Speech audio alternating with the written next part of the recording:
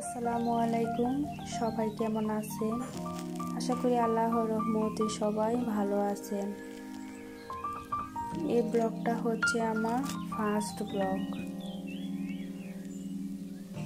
এই ব্লগটা শুরু করেছি সকাল 10টা থেকে।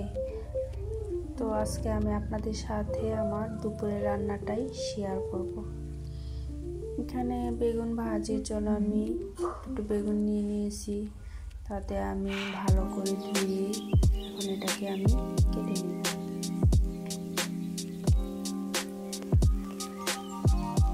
ভিডিওটি যদি ভালো লাগে প্লিজ সাবস্ক্রাইব করবেন, আর খুব বেশি ভালো লাগলে লাইক করবেন, কমেন্ট করবেন এবং শেয়ার করবেন।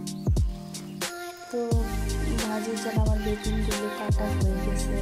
এখন আমি তরকারির জন্য কেটে নিব। এগুলোকে পানিতে ভিজিয়ে রাখবো। দেখেন এখন আমি আবার দুটো আলু কেটে নিয়ে ভিজিয়ে রাখছি। এদিকে আবার ফ্রাই প্যানে তেল গরম করতে দিয়েছিলাম। বেগুনগুলো কিন্তু লবণ, হলুদ, মরিচ, অল্প একটু জিরে গুঁড়ো মাখিয়ে এখন আমি একটু ভেজে নেব।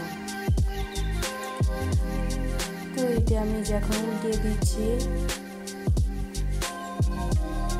বেগুনগুলো আমার ভেজে নেওয়া হয়ে গেলে এগুলিকে আমি একটা বাটিতে উঠিয়ে নেব। তার মাঝে আমি আবার ওই শুটকির তরকারিটা এখন মাখিয়ে বসিয়ে দিব।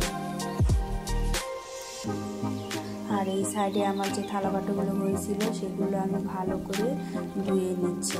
এদিক দিয়ে দেখতে দেখতে আমার তরকারিটাও হয়ে গিয়েছে। হালকা একটু পানি দিয়ে দিলাম, একটু নাড়িয়ে দিয়ে আমি ঢেকে দিলাম। এখন আবার একটু উঠিয়ে নিচ্ছি। তো আজকের মতো এখানে বিদায় নিচ্ছি। আল্লাহ হাফেজ।